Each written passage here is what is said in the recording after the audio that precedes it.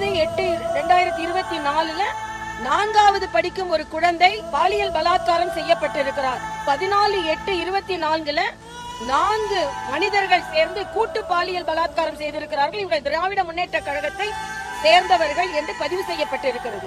6/8/2023 வலசரவாக்கத்தில் இதே ஒரு பாலியல் பலாத்காரம் நடந்திருக்கிறது. அதுவும் திராவிட முன்னேற்ற கழகத்தை சார்ந்தவர் தொடர்பு கொண்டிருக்கிறார் என்பதையும் இங்கே நாங்கள் பதிவு செய்திருக்கிறோம். 12/4/2023 ஒரு 6 வயது குழந்தை பாலியல் பலாத்காரம் செய்யப்பட்டிருக்கிறது. அதற்கு இவர்களுக்கு தொடர்பு இருக்கிறது. 2/1/2023 2 நபர்கள் டிஎம்கே யூத் விங்கோடு தொடர்புள்ளவர்கள் இதே போல செக்ஷுவல் அசால்ட் ஒரு விமன் கான்ஸ்டபிள் மேல நடத்தியிருக்காங்க. 27/3/2022 மதுரையில இதே மாதிரி போஸ்கோ ஆக்ட்ல ஒருத்தர் கைது செய்யப்பட்டிருக்கிறார். அதுவும் திராவிட முன்னேற்ற கழகத்தோடு தொடர்புடையவர்.